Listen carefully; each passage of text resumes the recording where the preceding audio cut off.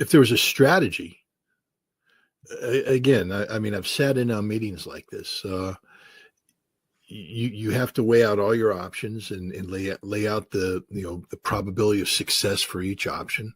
And right now, if we're talking about the problem of Yemen and Israel and the shipping, if I were briefing the President of the United States, I would say that the military option is our least desirable option. We don't have a solution to this problem based upon the resources allocated. Bringing more aircraft carriers into the theater isn't going to do anything other than increase the target deck for them to attack us. What we need to do is get the Yemenis to stop. There needs to be incentives. And right now there's only one: ceasefire in Gaza. That's it, Mr. President. You want to stop the missiles? Ceasefire in Gaza. We had it. The Israelis violated it. You greenlit that violation. We need to go back and put the pressure on Benjamin Netanyahu and put the squeeze on it. Whatever Steve Witkoff did back in November of last year, we need to replicate that today and get the Israelis to stand down. Then the missiles stop, and now we've suddenly solved that problem. You may not know that you work for me, and I'm telling you right now, you work for me. And you're going to do everything I tell you to do, or I'm shutting you down. I'm shutting you down. I've got a list of 5 things here that I'm going to do, I can do overnight, and you're finished. You're politically finished. Your government will collapse, and your nation may not survive. It's not doing too well right now, Bibi, and we can put the pressure on it. We used to be able to talk to the Israelis like that because we own the Israelis. We really do. I mean, this is like a spoiled child telling the parents that they work for him. As long as the parents want to listen to the spoiled child, then it looks like the spoiled child is in charge. Mommy, Daddy, buy me an airplane. Oh, we don't want our baby to cry. We buy him an airplane. But the baby can't buy an airplane. Mommy and Daddy have to buy the airplane. Mommy and Daddy have to do everything. Israel's the baby. He also told them that you don't get a say over Gaza. At the end of the day, it's my harebrained scheme to depopulate, and it's going to be American land. We do this. You don't get a vote. You're out. And Netanyahu had to sit there with his stupid grin. And what could he do?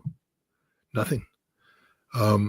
He'll go and he'll have his meeting with Rubio and everybody. He'll try and stab Trump in the back and, all that kind of stuff.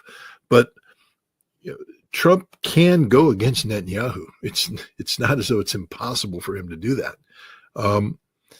And what's interesting, you have, I'd love to have the Secretary of Treasury tasked with saying what would be required to bring Israel to its knees economically. Now, you could say I'm looking at this from the standpoint, how do we prevent others from making that happen? Because the last time I checked, there were long lines of people queuing in Israel for food and goods because they have to ration because the economy is fundamentally broken because of what Yemen's doing. But also, Mr. President, I'd like to be able to call up Netanyahu and say, hey, Bibi, I've listened one too many times to your stupid ass video where you talk about how you own America, you bought America, and we work for you. I want to remind you, Bibi, that we don't work for you, that you work for me. It's not there anymore, Mr. President. And then we can focus on how to deal with Gaza. And you might be amazed, Mr. President, that if you stop bombing Palestine and actually send humanitarian goods in and create an environment conducive to peaceful outcomes, that we might be able to get Hamas to agree to certain things. Hamas isn't going to agree to anything with bombs dropping on their head. They sort of proved that for 15 months. If you want Hamas to agree to things, if you want there to be some sort of consensus-driven compromise that has Hamas step aside as the lead and take up a subordinate posture in a joint Palestinian governing body that isn't called Hamas anymore, you do that by encouraging that outcome by stopping to drop bombs, stopping the Israelis from dropping bombs. That's the solution. And you can't tell me that Trump's afraid to go against Israel because he made Benjamin Netanyahu sit next to him as he did 2 things. He told Benjamin Netanyahu, we're not bombing Iran for you. And he's got all the relatives on his side, and the relatives can call up and say, you got to buy the baby an airplane, do the baby. But at the end of the day, the baby can do nothing. That's Israel. They literally can do nothing. without us? Nothing. They don't live without us. They don't survive without us. They don't function without us. But somehow we become a nation of, parents that have caved into the spoiled brat. But all you have to do is tell the brat no and mean it. And it's time we start doing that with Israel, because this is the national security of the United States that's at stake here. Why we're continuing this ridiculous bombing campaign in Yemen, that all it's doing is killing innocent, Yemeni civilians. It's not accomplishing its military task at all. Why are we doing this? Because the spoiled brat is holding a temper tantrum. Bring the brat into the room, pull off your belt, whack him on the ass a couple times, tell him to sit in the corner, shut up. And by the way, there's a ceasefire and humanitarian goods are flowing into Gaza again. It would happen overnight. It literally is the easiest thing in the world to do, but we can't, because we have people that they're not under the control of the Israelis. This is what I've been saying all along. This is about people using Israel to achieve political control here in America. You leverage Israel, you leverage the whole Israeli issue, the Holocaust industry, everything, and you turn it into, look what's happening here in the United States. Thought crime. If I'm a foreign student, I wake up in the morning and I have a thought, gee, wouldn't it be nice to have a free and independent Palestine? The Israelis are Zionists. I'd better not articulate that thought in any way, shape, or form. Suddenly I'm a threat to the United States of America, and off I go. I'm done. Thought crime. You're an enemy of America if you speak ill about Israel. How does that work? It's because this is a tactic not about defending Israel, but about controlling America. This is it. This is the mechanism to control the American people. The Constitution's being eroded. And remember, this is the president who signed executive orders. I believe in free speech. I will defend free speech. I will not weaponize.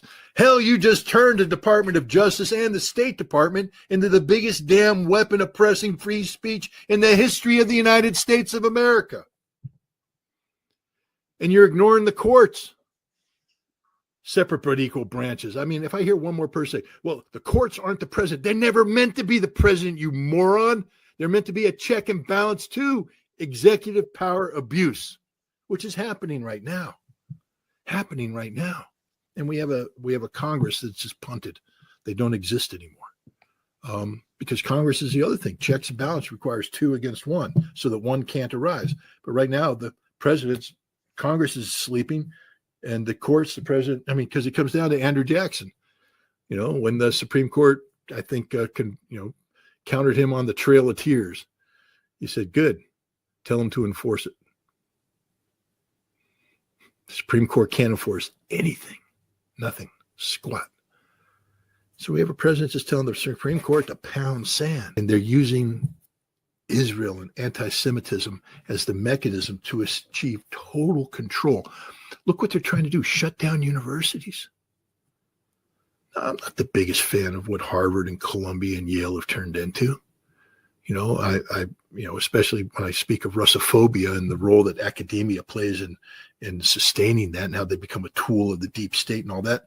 That's all that. But they have the president, the executive branch, dictating academic policy to academic institutions and threatening them with not just financial disaster, but to send actual armed agents in and pull people out. This isn't the America that I put on a uniform to defend.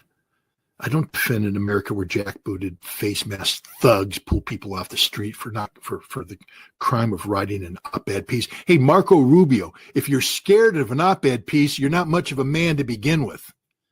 In the battle of ideas, when people have the courage to put their ideas out there, you shouldn't be afraid of a debate. But when you collapse down to where you have jackbooted thugs seizing people, shipping them off, violating their rights, due process, hell, seize them in New York, send them to Louisiana to some dumbass judge who will sign anything because she's too stupid to live.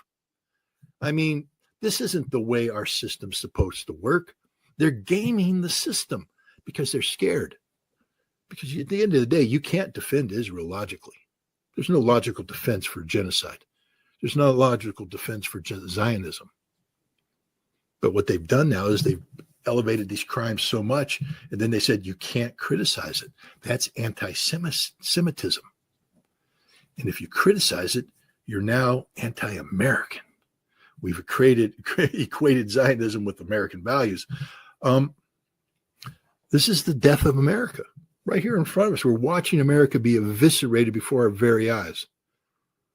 And it's a travesty, but Israel doesn't control anything. This isn't being done by Israel. This is being done by Americans to control America. And you can't blame it on the Jews. Oh, there's Scott blaming everything on the Jews. No, the majority of the people doing this are evangelical, Christian Zionists. It ain't the Jews doing this. It's Christians doing it. Because at the end of the day, Christians are fully capable of being every bit as fascist and, anti-American as anybody. But this is a very dangerous period in the history of America. It's not about Russia, Ukraine, or Iran, Iran and all that. Hell, we've been in situations where we've almost gone to war before. It's about what's happening internally. We've never faced a threat like this. And we don't have a solution to it. The American people are cowed into submission. We're fundamentally divided. That's part of the genius of this whole operation, to divide America, so that when those who speak out now against what Trump is doing, you're told, oh, you've got the, Trump delusion scenario, your derangement scenario, TDS. So you're just against Trump. You're just upset Trump won. Well, what if I voted for Donald Trump, supported what he claimed to be doing, and am vociferously opposed to what he's doing constitutionally right now? Do I have TDS? Am I somebody who just doesn't want Trump to say, I want Trump to succeed like you've never seen, because I believed in his platform of peace, but I'm not willing to sacrifice the essence of America to achieve whatever the hell Donald Trump wants to do, because whatever Trump's doing globally, we'll eventually have another president, and foreign policy changes and all that. I'd love to see us have lasting good relations with Russia. I'd love to see us get better relations with China, great relations with Iran. I'd love to see all that, and I hope it happens. But not at the expense of losing free speech and a free press here in America. Not at the expense of creating the thought police, which is what ICE and the State Department have become. When you have people scouring the social media to see if you've tweeted anything mean about Israel and using that as a determining factor whether or not you get to be, free speech is free speech. And we don't have it anymore. It's under assault right now. There was no talk about weapons of mass destruction or anything. These are two totally separate events. You can't link the two. You can't say this is a continuation. You had a unique set of circumstances in 2011 where Libya was threatening. I mean, the other thing that Weldon mentioned is Sarkozy and the corruption of Sarkozy, where Libyan business were funding Sarkozy's campaign, and they were holding that over Sarkozy as blackmail. There were a whole bunch of complicated issues here that had nothing to do with weapons of mass destruction, everything to do with corruption and politics. And Gaddafi was inconvenient to the corruption of France, to the corruption of Italy, to the corruption of the United States. And so, we wanted to kill him. We wanted to get rid of him because he was a threat, not because of weapons of mass destruction or anything, but because of the politics of it'd be the equivalent of slaveholders in the South, saying it's okay for Nat Turner to have risen up and liberated a chunk of the South and he can live outside the boundary. No, Gaddafi, you're a slave to America, a slave to the system. And we're not going to allow you to declare yourself free and independent and able to do this. You're a slave. You sold it. You bent the knee. You kissed the ring. You belong to us. You marched to our beat. And now you're rising up saying, no, you want a gold standard African currency. You've got bribery held over Sarkozy's head. Your oil is your wealth. You can't let slaves behave like that.